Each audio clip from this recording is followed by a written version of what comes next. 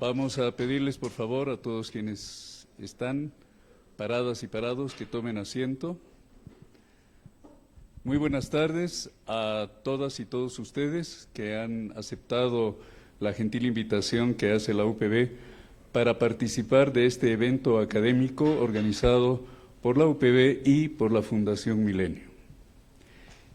Tengo el honor y a la vez la grata experiencia de presentar ante ustedes al expresidente constitucional del Ecuador, el señor Yamil Mawad Wit, quien también ostenta el cargo de ex alcalde de la ciudad de Guayaquil, de Quito, perdón. Aquí tenía esa anotación. El señor expresidente nos va a presentar una muy interesante conferencia a la que ha titulado Estabilización y Dolarización, la experiencia ecuatoriana. Durante la gestión del expresidente se llevó a cabo un proceso de reformas estructural en el Ecuador que ciertamente marcó historia en ese país, en la región, en América Latina y quién sabe en el mundo. Y es sobre esa experiencia que va a venir a compartir sus reflexiones y nos va a proponer que nosotros, a la luz de su experiencia, pensemos también la realidad boliviana y la realidad regional y latinoamericana. También quiero dar la bienvenida a don Roberto Lacerna, PhD, que acompaña a la izquierda del expresidente, quien va a comentar la conferencia que nos va a hacer el señor Mawad, y a la vez que lo represento, mando mi saludo al rector de la UPB, doctor Oscar Molina Tejerina, quien nos está acompañando desde el Paraguay. Ha debido asistir a un evento académico, pero él ha decidido acompañarnos y acompañar sobre todo al expresidente del Ecuador. Doy también la bienvenida a las autoridades nacionales que se encuentran acá presentes, a los representantes nacionales, a los representantes del cuerpo diplomático y de los organismos de cooperación internacional, y desde luego a todas y todos ustedes, miembros de la comunidad académica de la UPB, pero también invitados especiales que han decidido acompañar esta bonita experiencia. Antes de iniciar, les vamos a pedir que apaguen sus celulares o los pongan en modo silencio, y también les queremos informar que estamos transmitiendo este evento en línea. A continuación, hechas esas presentaciones, voy a dar la palabra a un visitante muy singular que también nos acompaña esta tarde, que es el exalcalde de La Paz y ex canciller de Bolivia, don Ronald McLean Avaroa, que está acá con nosotros, y a él le voy a pedir que de manera singular y especial haga la presentación del expresidente Mawad. Ronnie, por favor.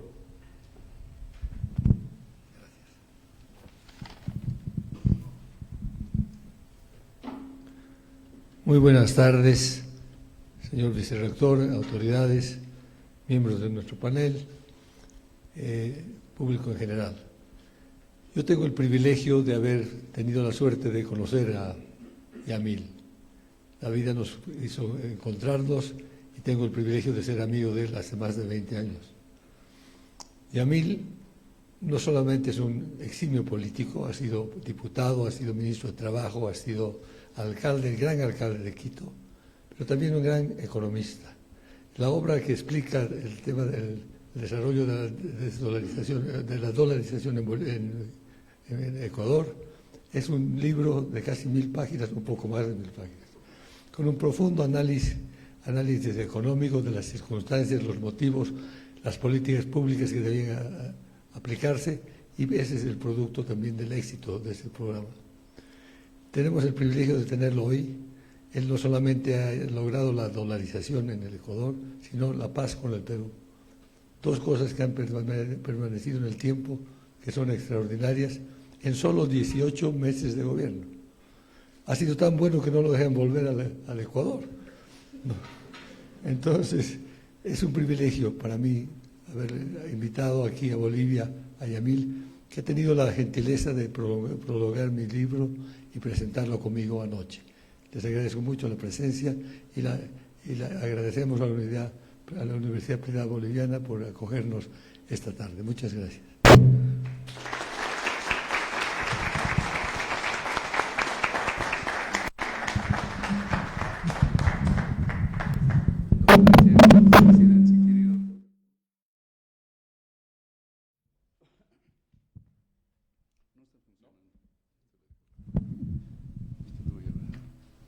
En ese caso prefiero acá. ¿Cómo no?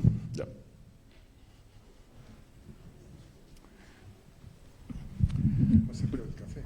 Sí. Primero, muchas gracias. Gracias por sus palabras de presentación. Gracias, Ronnie. Gracias por las palabras que van a venir. Y gracias a todos ustedes por su presencia aquí. Voy a hacer un resumen lo más corto posible del proceso de la dolarización ecuatoriana. Y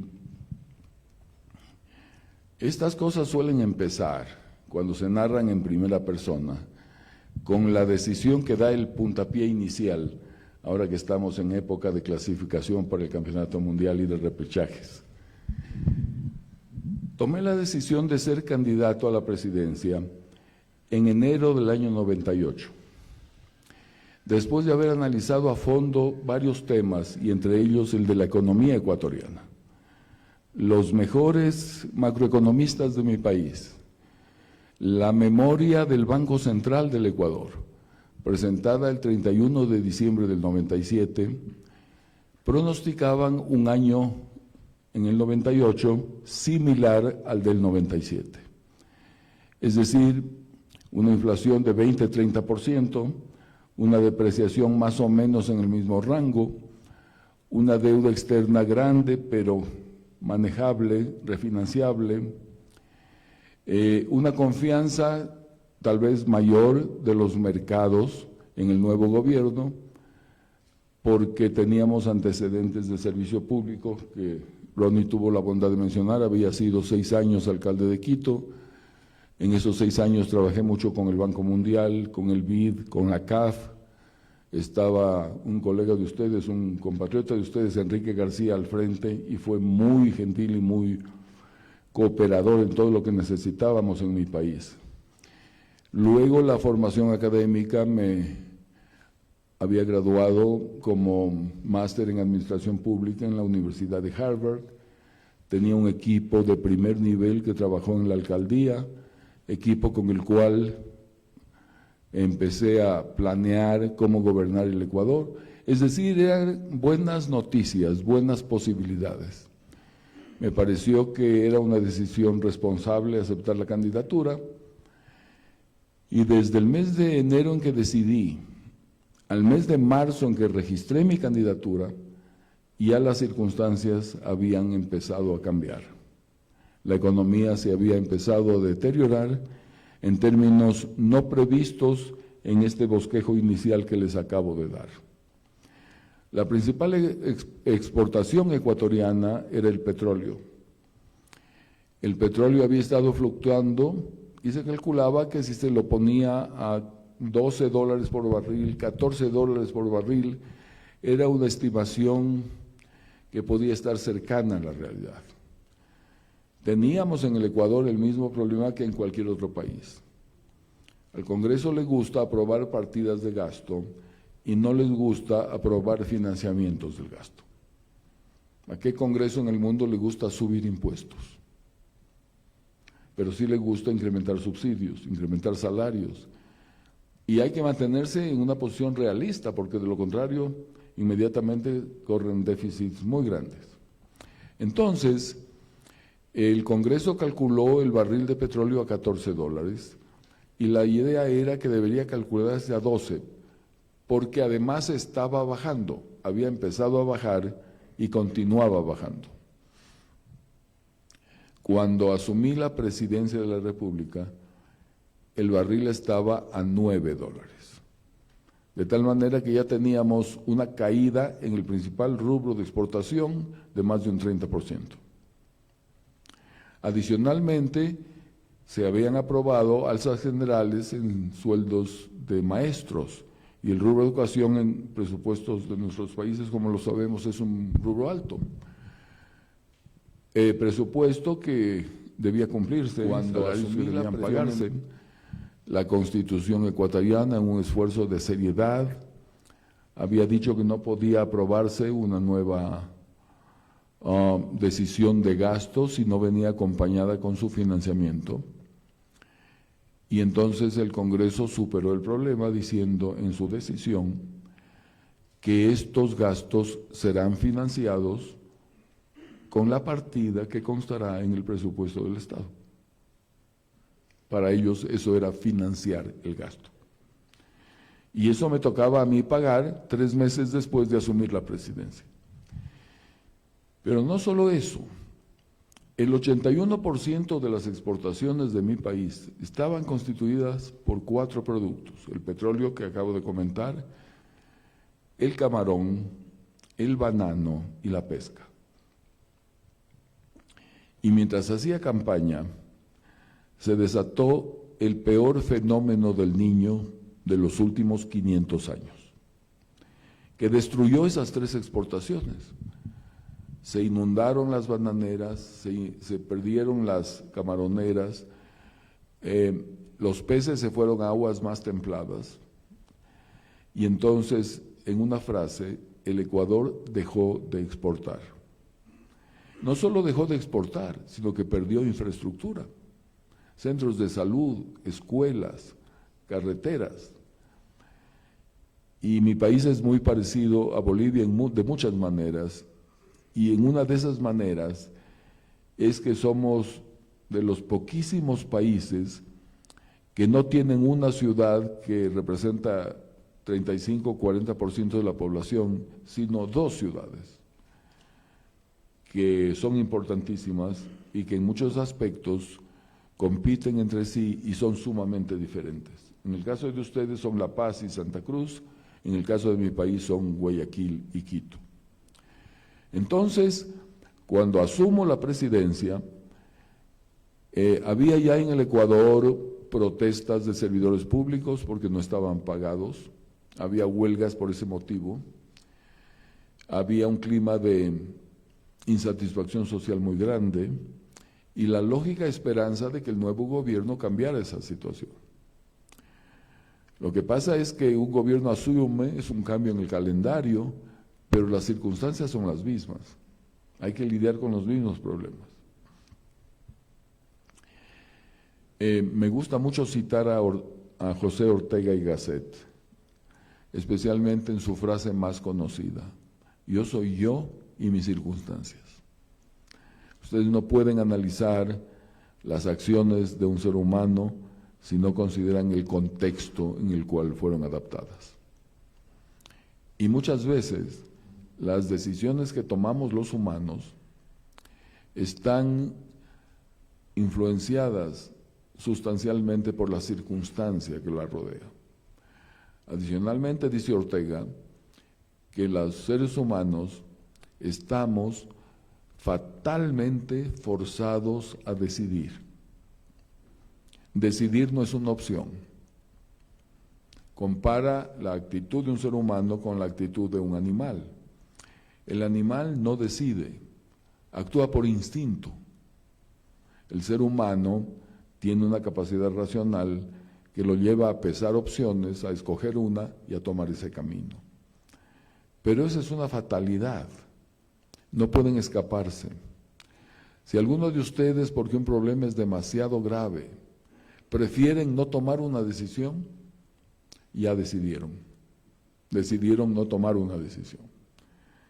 Entonces, en esas condiciones, ¿cuál es la manera responsable de arrancar un gobierno? De lo que yo había visto, leído, practicado como alcalde, la primera obligación de un nuevo mandatario es rodearse del mejor talento humano que pueda reunir. Es una obligación moral y ética con el país. el país merece, la gente merece ser gobernada por los mejores. Y cuando quien es elegido se considera que sobre 10 tal vez merece un 8 o un 9, busca a números 10 para que lo rodeen, porque los necesita. En cambio, si siente que tiene un 5 o un 6 como calificación, va a buscar otros 5 o otros 4 para que lo rodeen. Porque de lo contrario, cualquier persona que ponga ahí le va a echar sombra. Y eso es algo que a los seres humanos no nos gusta. Entonces, logré armar un gabinete extraordinario, con personas que reunían lo que para mí son las características esenciales de un servidor público a ese nivel. Primero, capacidad. Y la capacidad está determinada por 2 factores. Por la educación, gente que ha estudiado mucho, más la experiencia. La vida no se aprende en los libros. Los libros nos ayudan, nos orientan. Me encanta decirlo además en una universidad y del nivel de esta universidad. Y soy una persona de universidad. Mi trabajo ahora es en una universidad. Pero para que tengamos las cosas claras, ¿cómo puedo estar en contra de los libros y hasta escribí uno y prologué otro? Pero, cuidado, creemos que la realidad está ahí. Lo segundo es la experiencia. La mezcla de instrucción más práctica le da la capacidad a una persona para funcionar bien. Y el segundo elemento es la integridad. Ese es el valor moral.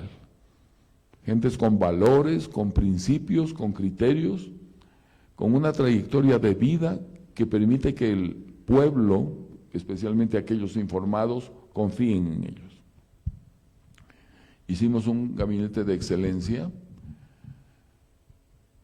y con ese gabinete vino la primera gran decisión. Tenemos que priorizar las cosas. Cuando todo es prioritario, nada es prioritario. Y evidentemente uno llega con un montón de problemas, pero no todos pesan igual. A mí me gusta decir que cuando una persona llega a una nueva función pública o privada, todos los temas están sobre una mesa. Y uno llega con 2 fundas. La una dice problemas, la otra dice paisaje. Y debe tomar los asuntos y clasificarlos. Por ejemplo, pobreza. ¿Es un problema o es parte del paisaje? Y lo pone en una de las 2 fundas. Corrupción. ¿Problema o paisaje? Problema centenario de fronteras con el Perú. ¿Problema o paisaje? Y cuando uno define cuáles son los problemas, tiene ya su mandato en esa bolsa. Ese es su plan de acción. Uno le propone al electorado, voten por mí para hacer esto. Y en una democracia que funcione, uno compara esta lista con la del candidato B o C y decide cuál lista es más cercana a sus valores. Y la prioridad nuestra fue primero evitar una guerra con el Perú, que según me informó el alto mando militar, 8 días antes de que yo asumiera la presidencia, era inminente y se produciría 4 días después de que yo asumiera la presidencia. Nosotros podemos desarrollar todas las ideas sobre lo moral que resulta evitar una guerra, la defensa de la vida, evitar discapacitados, etcétera, etcétera.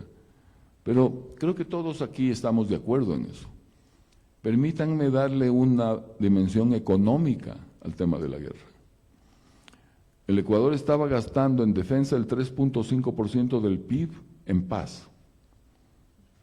Imagínense si entrábamos en un conflicto. De tal manera que aún desde el punto de vista económico, la mejor decisión económica era evitar una guerra. Teníamos un déficit fiscal del 6.9 del PIB el día en que tomé el gobierno. Decían los expertos internacionales que lo máximo que podría considerarse era el 5%. El 5% ya era dificilísimo, pero más que eso era realmente inmanejable. Y nosotros llegábamos al 6.9%. Si a eso le sumábamos un conflicto internacional armado, imagínense. Segunda prioridad, por la urgencia, estabilizar la economía. Y entonces con el equipo de gobierno nos dedicamos a eso, a trabajar con el Ministerio de Defensa y con el canciller, un extraordinario diplomático, el mejor diplomático ecuatoriano, José Ayala Lazo, conocido en todo el mundo. Fue el primer comisionado de Derechos Humanos de Naciones Unidas, cuando Naciones Unidas instituyó esa oficina, a trabajar para conseguir la paz, para evitar la guerra. Y con la colaboración del general José Gallardo, que era el militar de más alto rango y había sido el ministro de Defensa en la última guerra con el Perú. Yo quería mandar dos símbolos. Tenía al ministro de Defensa de la guerra y al canciller de la paz. Y podíamos tomar cualesquiera de los dos caminos. Yo sin duda prefería la paz, pero si hubiésemos entrado en un conflicto, teníamos que defendernos de la mejor manera posible. Y en el campo económico armé un equipo con economistas de primera línea que habían trabajado en organismos internacionales, PhDs en economía en las mejores universidades, que estaban muy bien valorados en el Ecuador y muy bien recibidos, digamos, en Washington, porque habían trabajado ahí muchísimos años y trabajado con ellos muchísimos años. Entonces le pedí al equipo económico, por favor, sostengan la economía lo más que puedan, mientras yo trato de negociar la paz. Para todos nosotros, no importa en qué función estemos, el día tiene 24 horas. Sería bueno que los días se alargaran conforme vamos subiendo en las posiciones, pero eso no es posible. Y un gran tema es cómo distribuimos nuestro tiempo, a qué lo dedicamos, con qué criterio. Entonces yo dije, prioridad Perú, y hoy tuvimos un almuerzo muy interesante para hablar de este tema. En síntesis, 77 días después de que empecé en la oficina, firmamos el Tratado de Paz, que ha sido definitivo entre Ecuador y Perú, y que en palabras del presidente William Clinton, solucionó el conflicto internacional armado más antiguo del hemisferio, cierro comillas. Fuimos ambos presidentes candidatizados al Premio Nobel de la Paz por ese hecho, y el país en ambos lados se respiraba un ambiente de paz, de esperanza, teníamos un horizonte. Pero había que entrar en la economía, y hubo que entrar en la economía mientras negociábamos la paz. Quiero darles un par de ejemplos de lo complejo que es para un presidente tomar ese tipo de decisiones. De presidente electo visité Washington, y entre las personas con las que hablé estuvo Stanley Fischer, que era el número 2 del Fondo Monetario, porque el número 1, Michel Camdesúa, en esa época estaba de viaje. El Ecuador por 5 años no tenía programa con el fondo. Y el fondo es el auditor de los países, así como las compañías cuando quieren que alguien certifique que los balances están bien, llaman a Pricewaterhouse o alguna compañía de ese tipo. ¿Quién audita países? ¿Quién dice el país está bien manejado, el déficit es subsanable? Es el Fondo Monetario. Y entonces hablé con él y le dije, yo quiero un programa con el fondo, pero no todavía. Y me dijo, pero ¿cómo no todavía? Con las cifras con las que usted recibe el Ecuador. Mientras más rápido actúe, le va a ir mejor. Y hay comparaciones internacionales. Observe lo que pasó en Argentina, en Brasil, en Bolivia, en Perú. Estamos hablando de los presidentes Menem, Fernando Enrique Cardoso, Goni y su Ministerio de Planificación anterior, Alberto Fujimori. Mientras más pronto usted actúe, va a pagar los precios de medidas impopulares, pero la economía mejora y empieza usted a cosechar los resultados. Así que no se demore. Y yo le dije, mire, mi país está al borde de entrar en una guerra internacional. Si yo quiero un programa con ustedes, tengo que hacer ajustes que van a ser terriblemente impopulares.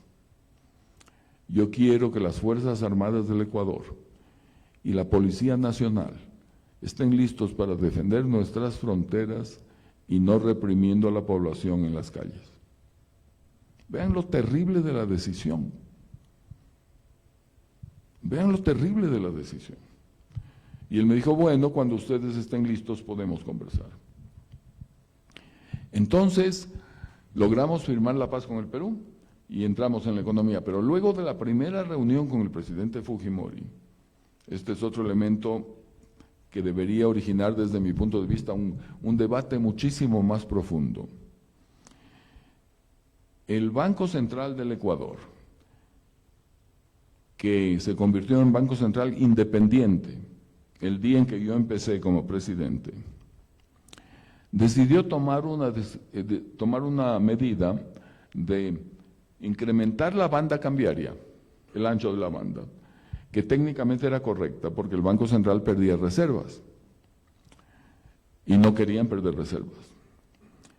El problema es que eso equivalía a una macrodevaluación y esa macrodevaluación significaba que el ministro de Finanzas necesitaba más sucres para comprar los mismos dólares con los que debía pagar la deuda externa. Entonces, podíamos defender reservas por aquí y podíamos entrar en default de la deuda externa por acá. Y la manera de financiar eso era con impuestos y teníamos el Congreso en manos de la oposición y la única decisión en mis manos era incrementar combustibles. Y ustedes saben que los combustibles son inflamables desde muchos puntos de vista, entre ellos desde el punto de vista social. Puse los combustibles a las 3 semanas de empezar, puse los combustibles a precio de mercado. Si hubiésemos estado dolarizados, se habrían quedado ahí, pero como no estábamos, inmediatamente la depreciación volvió a carcomer la moneda y volvimos a tener un subsidio implícito ahí. Esa decisión, que no nos quedó otro camino que tomarla, pudo haber terminado las conversaciones de paz. Porque mi popularidad cayó estrepitosamente en 24 horas. Y Alberto Fujimori me pudo haber dicho, no puedo seguir negociando con usted un tratado de paz sobre un tema tan delicado si es que la población ecuatoriana no lo está respaldando. Y hubiéramos sumado el tema de la guerra a todas las males que ya afectaban al país. Por eso es peligroso que personas que solo miran el árbol, aunque sea un árbol importantísimo como la inflación o como las reservas, tomen decisiones sin considerar que hay un bosque. Y de mi experiencia, a veces solamente los presidentes de un país o los primeros ministros avanzan a ver todo el bosque. Ya teníamos que entrar definitivamente al tema económico. El petróleo siguió cayendo, bajó a $7 por barril. El precio más bajo del petróleo ecuatoriano desde que empezamos a exportarlo. A $7 por barril, el precio era inferior al costo de producción. Exportar era perder dinero. Cualquier persona nos podía decir, pero no hagan locuras, dejen de exportar, paren la producción. Si ustedes dejan de bombear petróleo, pierden los pozos. De tal manera que para no perder la riqueza que hay ahí, tienen que seguir operando. Avanzamos, llegamos hasta fin de año, yo le llamo a ese periodo días de vino y rosas, paz con el Perú, candidatos al premio Nobel, declarado el personaje del año, y la economía se nos hundía así. Y nos pasó la factura enseguida, pero no por inacción nuestra. Fíjense que todos los problemas que afectaban al Ecuador eran problemas, primero, de la economía real. Una inundación es un problema de la economía real. Por un fenómeno natural no atribuido al gobierno. Y por un cambio en los mercados internacionales del petróleo, en donde el Ecuador estaba en el peor de los mundos. Porque si hablamos de banano, el Ecuador influía en el precio del banano. Éramos el primer exportador mundial. En el petróleo era importantísimo para nosotros. Nuestra vida dependía de eso, pero nosotros no éramos importantes para el mundo y para el mercado del petróleo. Dificilísimo vivir en esas condiciones. Al mismo tiempo, grandes debates sobre la aprobación del presupuesto del Estado. Obviamente no nos poníamos de acuerdo en el Congreso, no había mayoría, y todos los observadores económicos empezaron a decir, esto va para peor, la depreciación va a seguir, la inflación va a continuar, y por lo tanto las calificadoras de riesgo nos iban bajando, o sea, subiendo el riesgo país, y no había manera de entendernos racionalmente en las perspectivas para analizar el problema.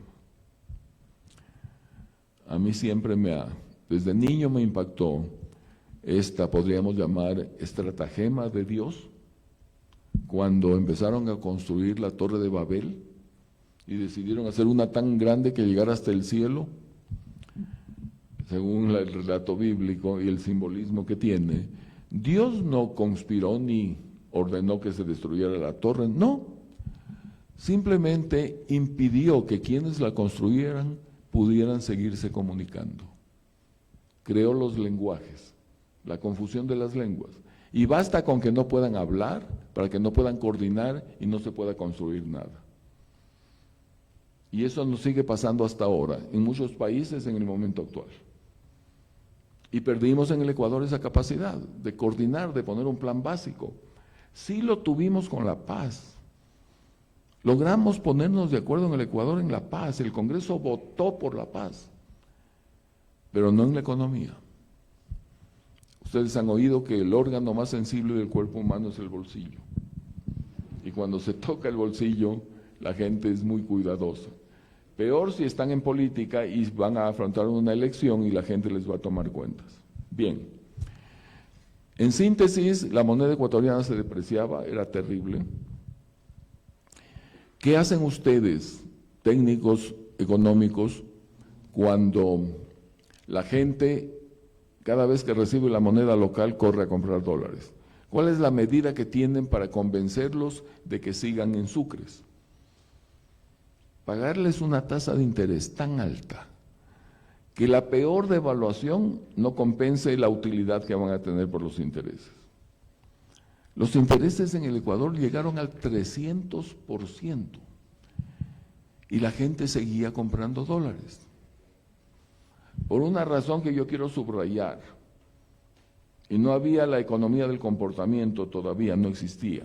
Algunos decíamos, hay concepciones que suenan bien, pero en la práctica no funcionan.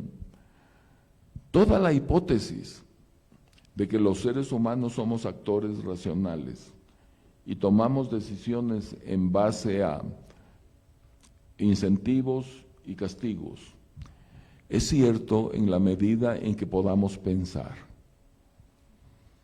En el momento en que una persona entra en pánico, no piensa, no puede pensar. Esta computadora redistribuye el flujo cerebral. La sangre no viene a la zona frontal donde tomamos decisiones racionales. Va a la parte más antigua de nuestro cerebro, a la parte límbica, donde no somos diferentes de una lagartija. Y los instintos son correr, pelear o paralizarse. Entonces ponemos incentivos racionales cuando la gente está en pánico, inundada la mitad del país, empezaron a erupcionar los volcanes en la otra mitad del país. ¿Quién está ese rato calculando tasas de interés? Corran a comprar dólares rápido porque sigue devaluándose. Entonces nos quedamos sin instrumentos para actuar. Todo esto mientras conversábamos con el Fondo Monetario, mes tras mes, hubo cambio de políticas en el fondo. Solo les anuncio para ustedes, a quienes conocen de esto, apareció el concepto del burden sharing. Ecuador, primer país en la lista para firmar el acuerdo, apareció este concepto. Se reunió el G7 y dijeron, quienes compran bonos del Estado de los países están teniendo una rentabilidad alta por el riesgo que corren. Pero si el Fondo Monetario le da plata al país para que pague los bonos, no hay riesgo, por lo tanto están ganando demasiado. Consigan que les hagan un descuento de la deuda. Yo estaba feliz con eso, pues no avanzábamos a pagar, pero ya hubo un descuento poquito antes con los Brady Bonds y los acreedores no estaban dispuestos. Era una idea, no había un plan, no había un proyecto. Sin embargo, lo instituyeron como política. Dando un buen brinco, intentamos todo lo que dicen los libros. Seguimos todas las políticas que recomendaban instituciones como el Fondo, el Banco. Los mejores macroeconomistas del Ecuador pensaban sobre eso y nada paraba el deterioro. Ese rato, cuando teníamos un compromiso por el cual cada fin de mes tenía que reajustarse el precio de los combustibles en base a la inflación de ese mes. Y el primer día del siguiente mes apareció un decreto ejecutivo, además con nombres y apellidos, el presidente de la República y el ministro de Energía, incrementando los combustibles cada mes. O sea, cada vez le daba usted a la población mayor razón para que lo odien. Y me di cuenta que el fondo, a pesar de todo eso, jamás nos soltó un centavo. Jamás. En el año y medio de mi gobierno nos dio un centavo. Y dije, tenemos que pensar fuera de la caja. Por aquí no es, a lo mejor hay algo aparte, a lo mejor no hay nada, pero hay que pensar afuera. Y empezamos a analizar la idea de la dolarización. Entonces, primero no fue la primera idea, no fue ofrecida en campaña, fue algo que se generó por la desesperación de que lo actual no funcionaba. Basado en la experiencia que traía sobre todo de alcalde, había visto que una buena política pública permanece si como una mesa de 3 patas reúne 3 requisitos. Es técnicamente correcta, hay que hacer los deberes, es políticamente viable y es socialmente aceptable. Si estas 3 cosas no se suman, basta con que una pata no funcione, se cae. Entonces, primero lo técnico, equipos. Si es que dolarizamos, ¿qué va a pasar con el Ministerio de Finanzas, el presupuesto del Estado, la deuda externa, superintendente de bancos? ¿Qué pasa con el sistema financiero? Secretario del área social, ¿qué pasa con los trabajadores, con los salarios, con el empleo? Teníamos que evaluar posibles impactos en cada una de esas áreas y formamos equipos de trabajo para hacer eso. En la parte económica, que es siempre la que más se comenta por el tema, pues, dolarización,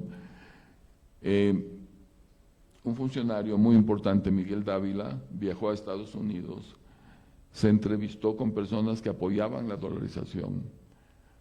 Guillermo Calvo, por ejemplo, profesor en Maryland en ese momento. Alguien más que apoyaba la dolarización era Ricardo Hausmann, era el Chief Economist del BID. Y sin duda, una persona de quien me había hecho muy amigo y sigo muy amigo hasta ahora, Domingo Cavallo. Lo más parecido a la dolarización había sido la convertibilidad argentina. Fíjense que nadie lo había hecho en el mundo. Y uno siempre dice, bueno, ¿de dónde aprendo? No había de dónde aprender. En Panamá no dolarizó, Panamá empezó como país con 2 monedas, es distinto. Totalmente, no sacrificó nada. Nosotros íbamos a sacrificar el sucre. Entonces, la parte económica estuvo chequeada. Hubo 2 cosas bien importantes, 2 papers, y esto vuelvo a insistir en la academia, lo importante de publicar cosas. Uno fue una conferencia del economista Jeffrey Frankel, que era el economista que presidía el Consejo de Asesores Económicos del presidente Clinton. conferencia que dio en el Fondo Monetario Internacional, donde estableció 11 maneras distintas de establecer la relación entre la moneda local y el dólar. En el un extremo era no tener moneda, y en el otro extremo flotación, que el mercado decida. La moneda se convierte en un pedazo de balsa en el mar y la marea lo lleva para cualquier lado. Y en la mitad todo, macrodevaluaciones, microdevaluaciones sorpresivas, preanunciadas, la tablita argentina, banda cambiaria, diferencias en el ancho de la banda, en la inclinación de la banda, subasta de divisas, flotación limpia, el central no interviene, flotación sucia, interviene cuando se sale de la banda para mantenerlo ahí. Ecuador había aprobado todo menos dos cosas, convertibilidad y dolarización.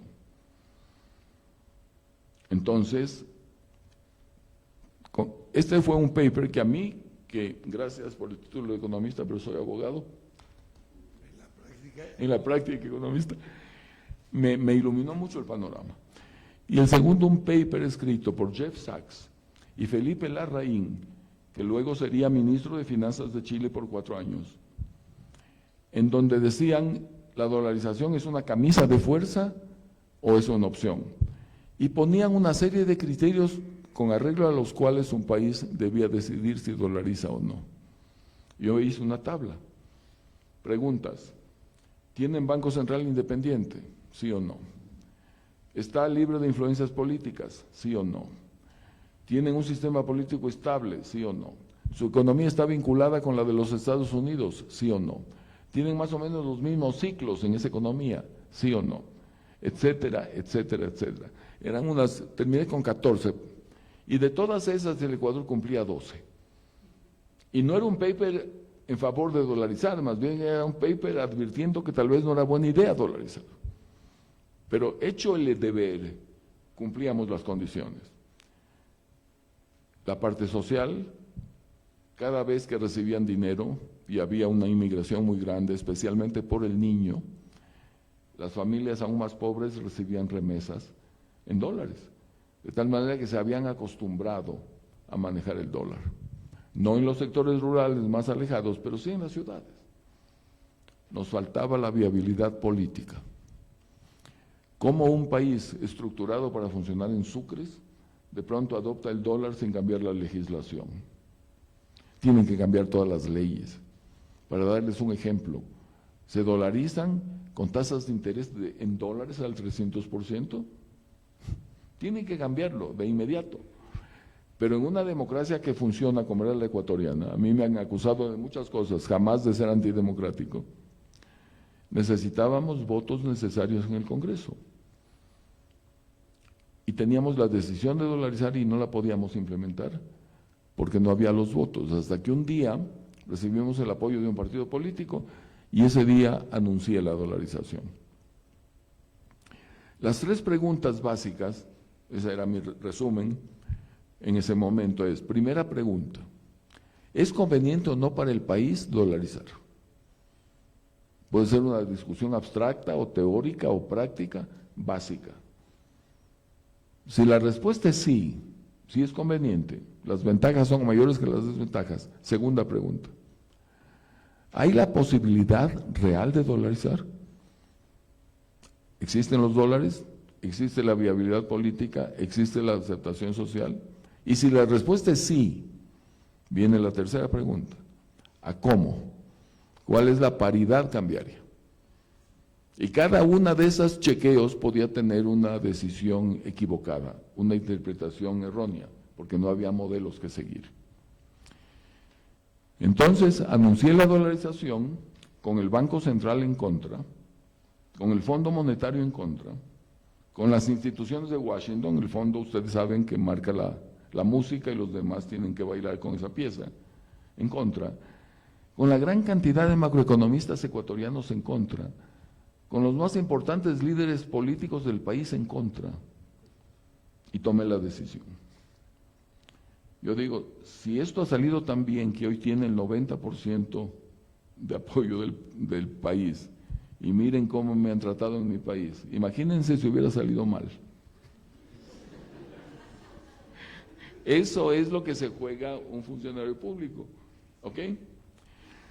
Bueno, la gran pregunta era, y le dije al Banco Central, si ustedes están en desacuerdo, renuncien, y mañana ponemos gente que está de acuerdo. Y es más, anuncié la tasa de cambio. Pero la Constitución no me daba a mí esas atribuciones. En el Ecuador la atribución de dolarizar era del central, no del presidente. Y dije la tasa de cambio porque si no la decía, hubiera creado un caos en el país.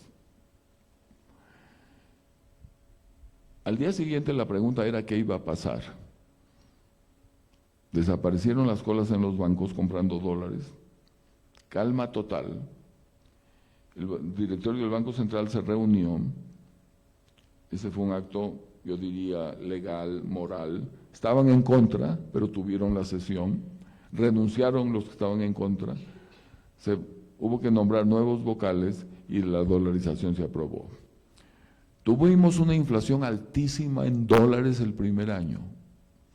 Altísima significa 70, 90%, pero era una inflación inercial. La hubiésemos tenido igual si no dolarizábamos, porque venía de atrás. Pero desde el segundo año bajamos a inflación de menos de 2 dígitos y ahí estamos por 24 años. Pensar que el Ecuador tuvo una inflación hace poco menor que la de Estados Unidos. Y segundo, por definición ya no se podía depreciar la moneda. Y cortábamos déficit fiscal porque imagínense un presidente de la República, que como se dice siempre, así son los políticos y lo que son populistas y no son responsables, que el propio presidente de la República, a la fuerza y contra todo el mundo, tome una decisión que le impida a él imprimir moneda, porque no puede imprimir dólares. Es un acto casi suicida, porque va en contra de todo lo intuitivo. Pues así lo hicimos. Entonces entramos en ese proceso, se estabilizaron los salarios, la gente adquirió capacidad de consumo que antes no tenía por la inflación, y yo confiaba mucho en el empresariado ecuatoriano. Llegamos a ser los primeros exportadores de cacao en el tiempo, de banano, de camarón, ahora estamos en flores. O sea, yo creía que había un potencial ahí de creatividad y de productividad que lo desarrollaron. El dólar ha ganado las últimas 3 elecciones presidenciales en el Ecuador.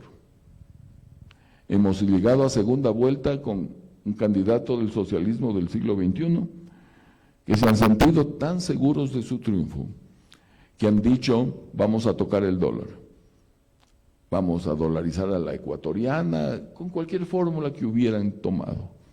El hecho es que oyó la población que toca el dólar y votó por el otro. Que el dólar ha ganado 3 elecciones sucesivas en mi país, y gracias a Dios ahí está. Me he alargado un montón, quería darles estos detalles, pero solamente 2 o 3 conclusiones. Primero, hay nudos que se desatan con paciencia y con habilidad. Las abuelitas nos enseñaron eso y es cierto. Los tejidos, los atados. Y hay el famoso nudo gordiano de la antigüedad griega, que fue un nudo hecho de tal manera que cada vez que alguien intentaba desatarlo, lo ataba más. Y la tradición es que vino Alejandro Magno, se encontró con ese nudo y dijo, da lo mismo desatar que cortar. Sacó la espada y le dio un tajo, terminado el problema. El dólar desata un nudo gordiano. El otro nudo se puede desatar y de hecho hubo momentos en que el Ecuador lo desató con todos los mecanismos que ya sabemos que existen. Pero llega un rato en que uno o toma una decisión así, o a lo mejor sigue atando y apretando más por tratar de desatar. Esa es una. 2, la gente elige mandatarios para que tomen decisiones. No hay inmoralidad más grande en el sector público que llegar a una función para no hacer nada y paralizarse de miedo. Yo me encontré una cita y Andrés Velasco, quien ustedes conocen, que está ahora de decano de la Escuela de Políticas Públicas del London School of Economics, cuando lanzamos el libro allá virtualmente, me decía, cita el presidente Mahuad desde grandes economistas hasta Diego Armando Maradona. Y es así, porque me encuentro una declaración de Maradona que dice, cuando a mí me daban la pelota, yo resolvía, yo encaraba, yo buscaba el arco, y si entraba la pelota, gol, si iba afuera, jamás busqué a quién pasarle la pelota cuando yo la recibía. Y para mí eso es una lección de vida para un funcionario, para un mandatario. Cuando reciba usted la responsabilidad, ejérzala, juéguesela, va a pagar un precio, pero para eso pidió que lo elijan, así que esté ahí. Y tercero, el título del libro de Ronnie que presentó ayer, Gobernar para servir. Cuando tengan que tomar una decisión, piensen en el bien común. Una amiga mexicana me dijo, cualquier decisión importante en tu vida te lleva a escoger entre comer bien o dormir bien. Si decides basado en tus principios, en tus convicciones, vas a dormir bien y muy probablemente vas a comer bien. No al revés. Si por tener una mejor posición económica vamos contra los principios, a lo mejor comemos bien y hasta de más, pero no dormimos bien. Y la tranquilidad de conciencia es necesaria en la vida. Muchísimas gracias.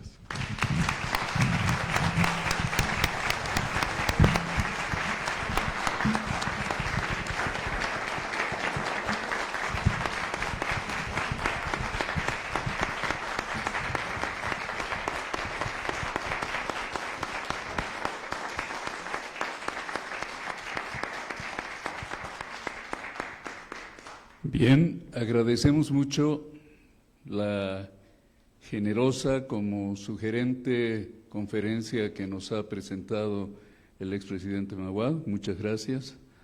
La llamo generosa como sugerente porque creo que a Bolivia le plantea una serie posible de preguntas que pueden realizarse quienes están a cargo de tomar las decisiones de políticas de Estado.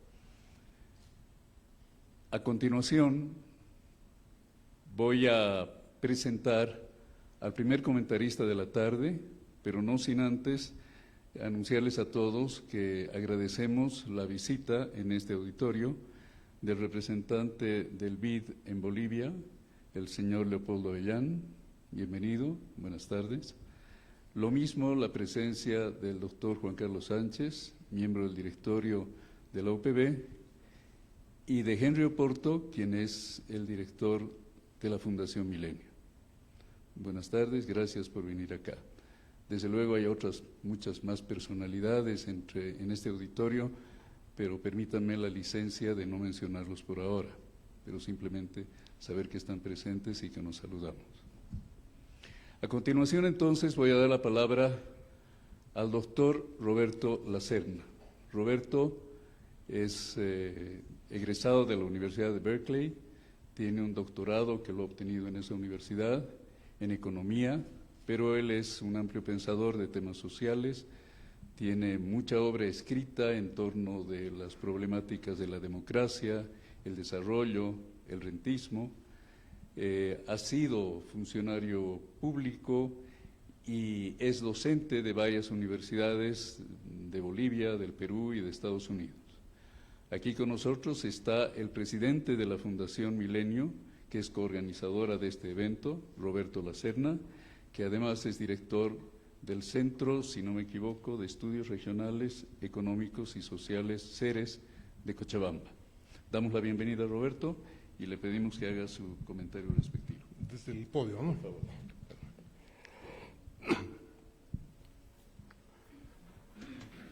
Muy buenas noches y muchísimas gracias por haberme permitido comentar la exposición del expresidente del Ecuador, Yamil Mahuad. Un día le escuché a Gonzalo Sánchez de Lozada decir que uno de los presidentes que más apreciaba en América Latina era Yamil Mahuad.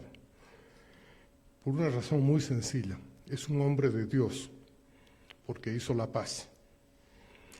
Creo que esa es una definición muy importante. Hoy día hemos tenido un privilegio enorme al almorzar con él y escucharlo hablar de cómo gestó la paz. Y me hubiera gustado que la conferencia sea doble, sea una matiné doble para todos, para que todos puedan compartir esa experiencia, pero no se puede y nos vamos a concentrar en el tema de la dolarización. Yo tengo solamente 3 comentarios respecto al tema.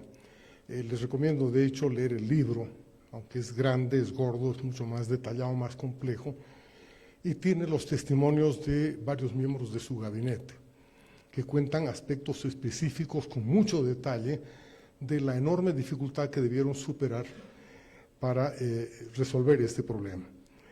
Y yo creo que el primer tema es, y lo ha mencionado varias veces en su exposición, es que en temas de política monetaria, en general temas de política económica, el tema central es el de la confianza, ¿no?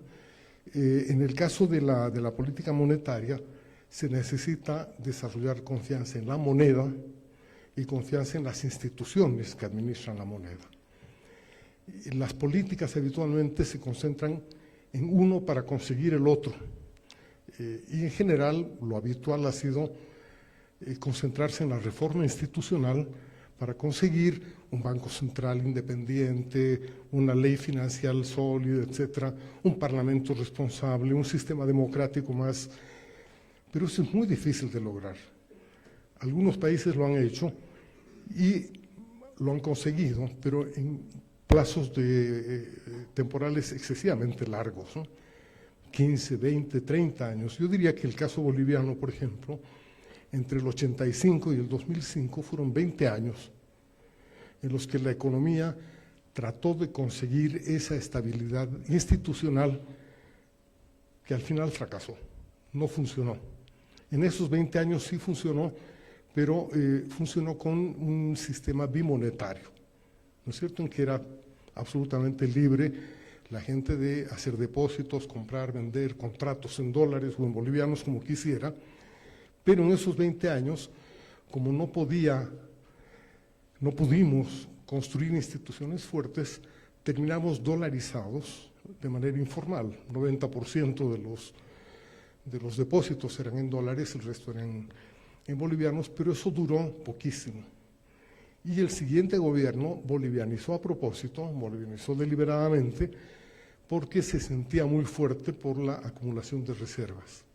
Y en menos de 5 años perdimos 14.000 millones de dólares en reservas dedicados a tratar de conservar un tipo de cambio fijo. Se perdió totalmente la confianza en la moneda y en los últimos meses hemos visto exactamente lo que se veía en el Ecuador. La gente recibe bolivianos, los gasta de inmediato o compra dólares, ¿no es cierto? Es un tema de confianza. Entonces, construir la confianza en la moneda nacional es posible, pero es lento, es costoso y es efímero, es muy frágil. La experiencia ecuatoriana nos muestra que puede ser más rápido importar confianza, importar una moneda un poquito más fuerte que la que se tiene, y eso va a permitir posteriormente construir instituciones más sólidas. No es al revés. Entonces, el dilema al que nos enfrentamos es cómo conseguimos rápidamente confianza de la población en su moneda, en sus instituciones y en sus políticas. El segundo tema es que hay que superar con mucho coraje viejos prejuicios que están asociados a nuestra formación como repúblicas. El prejuicio del nacionalismo y del soberanismo, la idea de que así como tenemos bandera, tenemos escudo, etcétera, tenemos que tener una moneda propia, como si fuera una obligación de principio que nos hace más fuertes, más orgullosos, etcétera. Es posible, vuelvo a decir, pero eso tiene costos muy altos en términos de tiempo, en términos de reservas, en términos de economía. Y hay una gran confusión también, y eso lo he visto en varios debates en los que he participado sobre este tema, es la confusión entre el Estado y el pueblo. gran parte de las decisiones que tuvo que tomar Yamil Mahuad en Ecuador fueron sacrificando al gobierno o a la capacidad de intervención del Estado en la economía para favorecer al pueblo. Se renuncia a una política monetaria, sí, perfecto. Eso renuncia, le quita un instrumento al gobierno, sí, perfecto. Pero le da mayor capacidad a la gente de tomar decisiones, de avanzar, de desarrollarse, ¿no? Y lo mismo en el tema del señoreaje, por ejemplo, ¿no es cierto? El Banco Central no puede recibir ingresos por imprimir moneda, que resulta ser además un incentivo perverso para los bancos centrales, y hay un costo de señoreaje que posiblemente sale del país por la necesidad de conseguir dólares de afuera. Pero el gobierno, el Estado, pierde capacidad, pero el país la gana. Entonces, es fundamental no confundir el Estado con el pueblo. Son personalidades, son niveles diferentes, y eso lo hemos aprendido en este caso.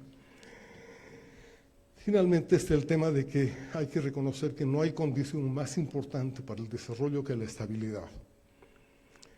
Sin estabilidad, sin certidumbre, es muy difícil convencer a la gente que ahorre, y más difícil todavía convencer a la gente que invierta. ¿No es cierto? Es una condición básica para el desarrollo que es necesario lograr, aunque tenga un costo alto. Lo advirtieron claramente el año 85, cuando formularon el tremendo ajuste fiscal, monetario, etcétera, del 21060, que duró 20 años, y estamos ahora enfrentando también esa necesidad, ¿no? Sin estabilidad no hay inversión y no hay desarrollo. Ahora, como también lo ha planteado la experiencia ecuatoriana, la dolarización en su caso no era una opción, era una obligación, no tenían otra alternativa, ¿no? Sin apoyo necesario de las entidades financieras, de los consorcios internacionales, etcétera, no se podía hacer otra cosa, sino dolarizar para permitir que la gente utilizara la moneda que habían estado acumulando anteriormente. Una situación muy parecida a la nuestra. Yo creo que una gran parte de los bolivianos tienen ahorros en dólares, que no salen debajo de los colchones, salvo en casos de emergencia. Tienen que pagar el colegio, tienen que pagar medicinas, tienen que pagar una emergencia, etcétera. Pero el ahorro está ahí y no está operando, no está funcionando, ¿cierto? Entonces tenemos el tema de la dolarización, que es una opción fundamental, importar una moneda fuerte. Mucha gente me dice también, pero tú estás apoyando ahora que dolaricemos cuando el dólar está cayendo. Okay, digo, es verdad, el dólar se está debilitando, pues está pasando del puesto 10 al 9,5.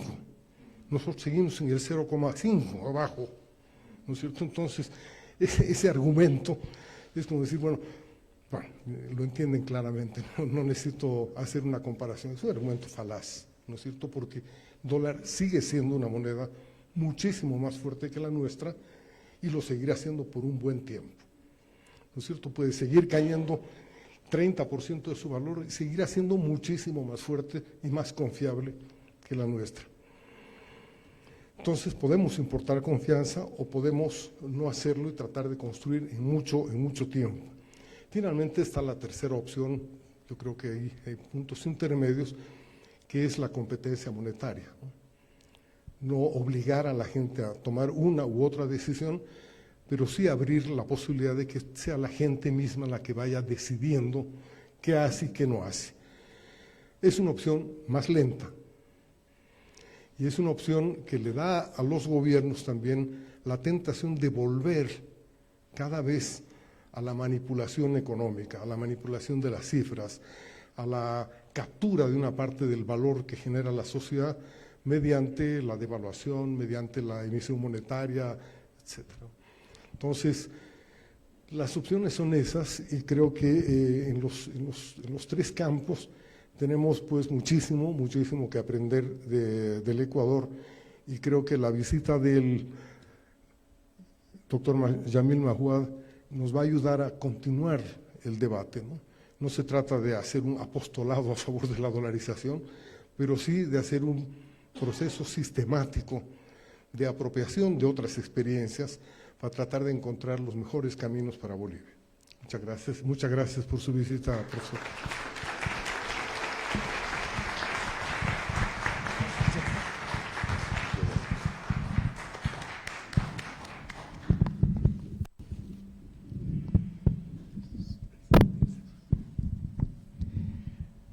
Agradecemos mucho el comentario que nos ha ofrecido el doctor Lacerna. Pensando en la exposición, reitero, tan generosamente compartida por el expresidente Mahuad, él citaba a Ortega Gasset y no puedo evitar la tentación de pensar en Ortega Gasset a propósito del domingo en Bolivia. Vamos a tener elecciones y en su texto famosísimo, Ortega Gasset señalaba que la democracia es probablemente el mejor sistema conocido, pero que depende de un pequeño gran detalle, las elecciones, el voto. Entonces hago esa reflexión retomando la idea que nos trajo el expresidente Mahuad y como paso en transición al siguiente comentario. Presento ante ustedes al rector de la UPB, lo tenemos atrás, nosotros lo tenemos aquí en la pantalla, así que no vamos a dirigir nuestra cabeza hacia atrás. Así que dándole la bienvenida al doctor Óscar Molina Tejerina, rector de la UPB, quiero comentarles que él ha sido durante muchas gestiones, no solo docente, de pregrado, de posgrado en el área de su especialización, que es economía, y que actualmente la UPB tiene el privilegio de tenerlo como rector de esta Casa Superior de Estudios. Óscar es a la vez que rector de la UPB, rector nacional, es presidente y académico de número de la Academia de Ciencias Económicas de Bolivia. Óscar se encuentra actualmente en compromiso académico en Asunción, Paraguay, pero desde luego él va a compartir con nosotros y especialmente con el expresidente Mahuad, el gusto de comentarlo. Así que sin más presentaciones, le damos la bienvenida al doctor Óscar Molina Tejerina. Adelante, por favor. Muy buenas noches, muchas gracias, querido Mauricio, por la presentación. Quisiera comenzar saludando muy especialmente al expresidente Yamil Mahuad, a querido amigo Roberto Lacerna, presidente de la Fundación Milenio, a Ronald McLean, a quien envío un saludo muy cordial y mis disculpas no poder haber estado ayer en la presentación de su libro. También de una manera muy especial a Henry Oporto, director ejecutivo de la Fundación Milenio. Y sumo a los saludos que hacía Mauricio también la presencia de Enrique García, que lo veo aquí acompañándome en el Zoom en esta presentación y escuchando muy atentamente lo que decía el expresidente Yamil Mahuad. Quiero también destacar la importancia de este espacio conjunto organizado entre la Fundación Milenio y la UPB, porque este tipo de iniciativas definitivamente son fundamentales para Bolivia, porque generan espacios de diálogo serio, técnico y plural sobre los grandes desafíos, por supuesto, que estamos enfrentando en este momento. Como ya lo decía Mauricio, lamento profundamente no estar presente presencialmente en Bolivia, porque en este momento tengo compromisos académicos acá en Asunción de Paraguay que me lo impiden, pero afortunadamente hoy tenemos la tecnología que nos permite estar conectados y ser parte de estos espacios de reflexión. Nuevamente reitero mi agradecimiento al expresidente Mahuad por una exposición tan clara y sobre todo valiente, quiero decirlo muy valiente, porque más allá de los modelos económicos, hoy hemos escuchado el testimonio de una decisión tomada en uno de los momentos más críticos de la historia de un país. Y eso es algo que a veces y muchas veces olvidamos, porque las grandes decisiones económicas no se toman en laboratorio, se toman en medio de incertidumbre, se toman en medio de presión y muchas veces sin segundas oportunidades. Permítanme también hacer una nota muy personal. Para mí el Ecuador es muy especial. A lo largo de los últimos 25 años he tenido una relación muy cercana con el Ecuador. He pasado mucho tiempo ahí, tengo muchos amigos y colegas ecuatorianos y obviamente eso me ha permitido seguir muy de cerca este proceso económico y social. Además de que mi esposa es ecuatoriana y mis hijos tienen la doble nacionalidad. Por lo tanto, esta reflexión no es solo académica o profesional, sino también profundamente personal. Si uno mira con mucha atención la experiencia ecuatoriana, hay al menos 3 lecciones que vale la pena destacar, definitivamente, en base a la exposición del expresidente Maguad. Primero, que la estabilidad no es un accidente, y eso definitivamente eso nos tiene que quedar claro, es una construcción institucional. Segundo, que la credibilidad es el activo más importante de una economía. Y tercero, que la dolarización no es una solución mágica.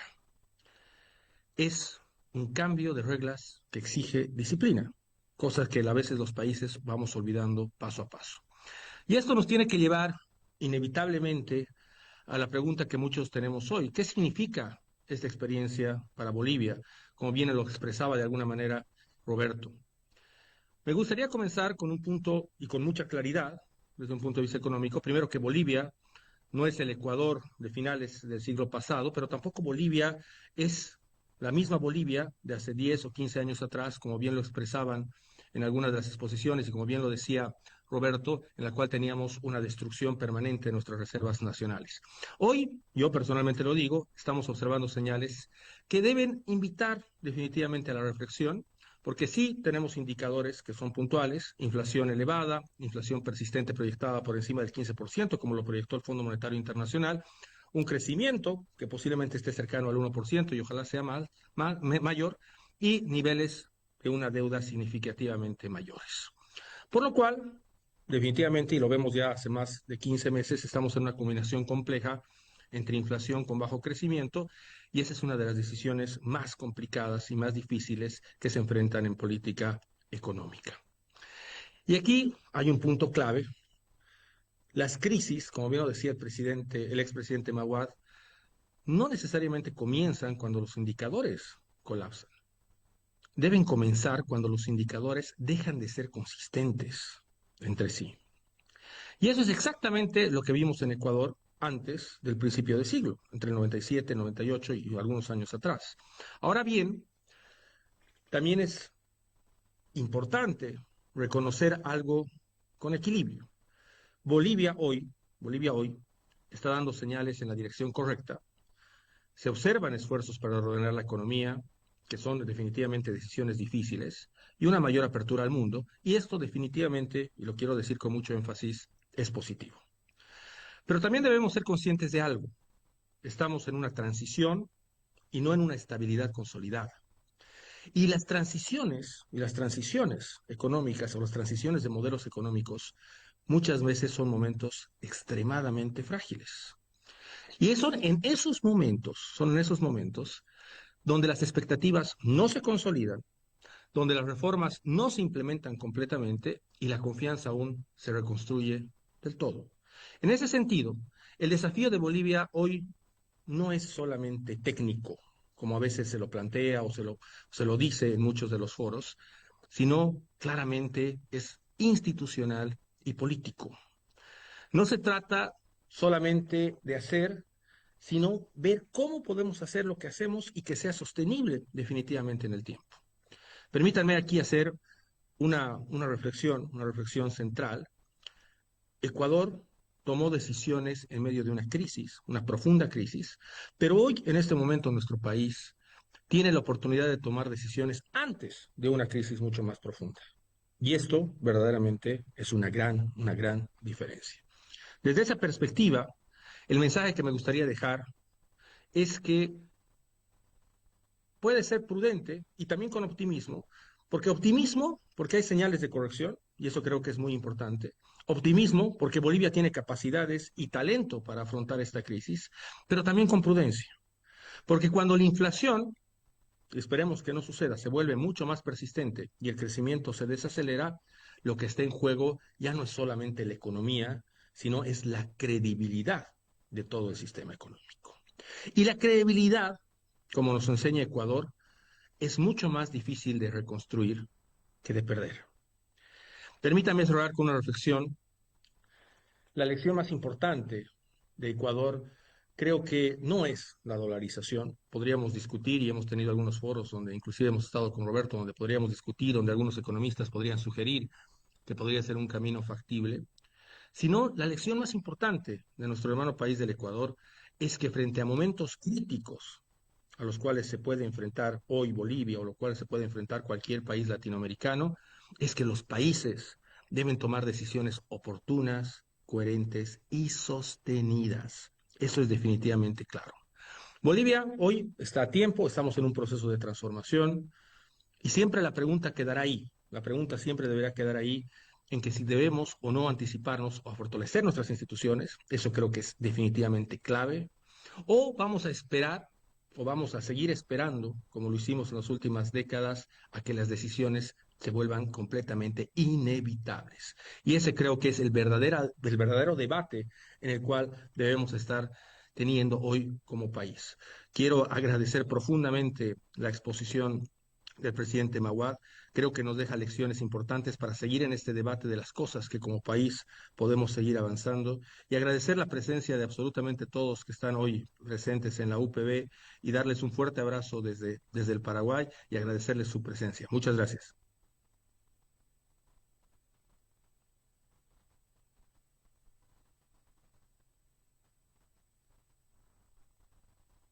Agradecemos el comentario del doctor Óscar Molina Tejerina, rector de la UPB. Nos habría gustado tener el tiempo para escuchar una réplica que estos comentarios podrían haber despertado en el expresidente Maguad, pero lamentablemente estamos con los tiempos muy recortados, de tal manera que vamos a pedirle que todo lo que se está llevando como reflexiones que le han aportado nuestros comentaristas, pues contribuyan a su propia reflexión, que en algún momento nos las vuelva a hacer llegar, que ha sido de una gran utilidad para todos nosotros. Reiterando nuestro agradecimiento a Ronnie McLean Avaroa, ex canciller de Bolivia, acá presente con nosotros, al expresidente Maguad, al doctor Lacerna, al doctor Óscar Molina Tejerina. Quiero también mencionarles a ustedes que de la casa están también algunas autoridades presentes. El doctor Andrés Usín, que es el responsable de los estudios de posgrado, aquí nos acompaña, y a nuestra máxima autoridad presencial aquí en el Campus La Paz, que es el doctor Alejandro Vargas, vicerrector académico de la UPB.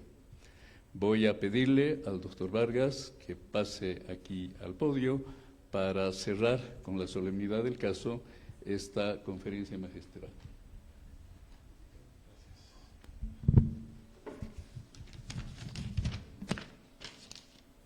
Gracias, Mauricio. Muy buenas noches. Bueno, siguiendo el protocolo, voy a dar las palabras de cierre de este importante evento. En nombre de la Universidad Privada Boliviana, deseo expresar nuestro más sincero agradecimiento a todos quienes han hecho posible este encuentro académico. De manera muy especial, agradecemos la generosa participación del expresidente del Ecuador, el señor Yamil Maguad, por compartir con nosotros su experiencia, sus reflexiones sobre un proceso tan relevante, no solo para el Ecuador, sino también para la región y para nosotros como un laboratorio que nos ha permitido extraer muchos aprendizajes. Nuestro reconocimiento también al ex canciller de Bolivia, Ronald McLean Avaroa, por la presentación realizada, por tenerlo aquí en la universidad, así como los comentaristas, el doctor Roberto Lacerna, el doctor Óscar Molina Tejerina, por sus valiosos aportes que han enriquecido este espacio de reflexión.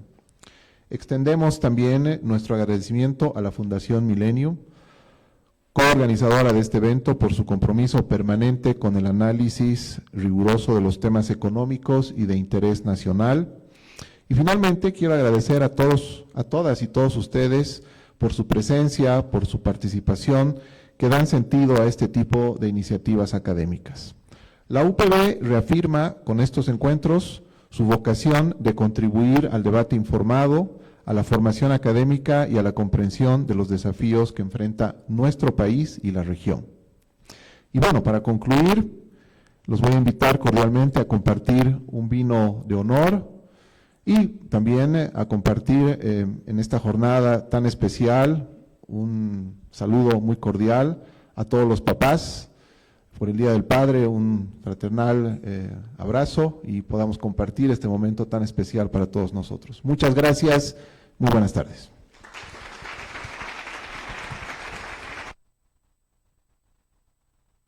Muy buenas noches a todos, un saludo desde Asunción.